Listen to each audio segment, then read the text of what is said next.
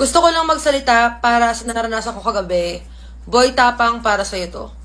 So, ayun, parang ilang months na kami ni Boy Tapang na magkausap.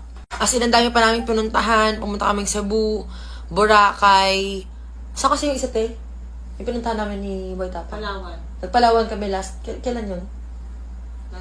Last month. Nagpalawan pa kami last month, guys. Hindi ako mapag-post na tao. Hindi ko na pinpublic pa yung mga pictures namin ni Boy Tapang nun. Kasi parang medyo magulo eh. Medyo hindi kami stable na ni Boy Tapang. Then one night, mga last 2 weeks ago, after daw nila magkita ni Cherry White, pumunta pa si Boy Tapang sa bahay namin, guys. Nag-usap kami na pupunta siya sa bahay around 1 p.m. Pero dumating siya 2 p.m.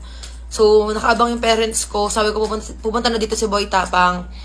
Mag-uusap-usap na kung paano yung setup. Kasi nakikita naman na family ko na masaya kami ni Boy Tapang. As in, kulang na lang anak sa amin nun. Ganun kami gagaling nagtago.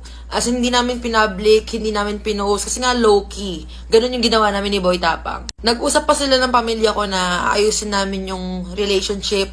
Trabaho lang nila yung vlog, ganun. Tapos early this week, nag-club pa kami ni Boy Tapang kasama yung mga friends namin daw. Tapos, ayun, biglang, ang saya-saya lang namin. Napansin ko, usap niya si Cherry White. Sabi ko, akala ko bang vlog lang? Bakit parang nag-uusap kayo every minute, every ano? Sabi naman sa akin ni Boy Tapang, wala lang. Kasi parang, friends sila, ganun. Trabaho lang. Tapos nag-walk out ako sa club. Nasa club kami nun eh. Tapos nag-walk out ako kasi nga nasa Manila siya, di ba? Nag-walk out ako, sinundan ako ni Boy Tapang. Sabi ko, ayoko na ng setup na ganito. Let's end this. Tapos guys, sasakay na ako ng Grab. Hinila ni Boy Tapang yung sasakyan. Nagalit pa nga yung Grab driver eh. So ending, hindi ako nakaalis. Mag-uusap sana kami ni Boy Tapang. Napansin ko, ang daming pinagkakagaluhan dun sa labas ng club. Doon pala si Cherry White. Ngayon, nakita ko si Cherry White. Nag-hype pa siya sa akin, te. Nag-hype pa talaga siya sa akin. Tapos itong si Boy Tapang, pinuntahan niya pa. Imagine ha, habang galit na galit ako, nanginginig na ako na parang ayoko na, tapusin na natin to, hindi na to pwede, wag na lang. Syempre ayoko naman mag-act na inis ako sa kanya or something. Sumama pa sa table namin si Cherry White tsaka si Boy Tapang sister. Tapos habang nasa table kami, tahimik na lang talaga ako nun kasi parang ano ba, hindi naman, ba't ka hindi dito? Hindi ka naman invited ngayong gabi. Akala ko bang trabaho lang?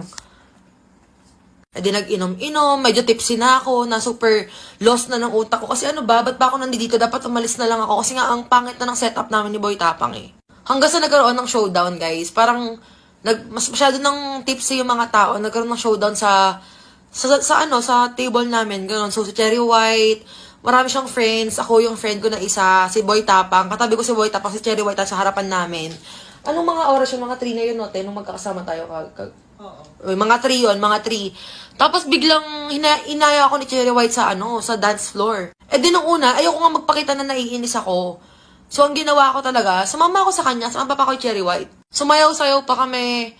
Hanggang sa bigla na lang niya ako binuhusan ng Red Horse.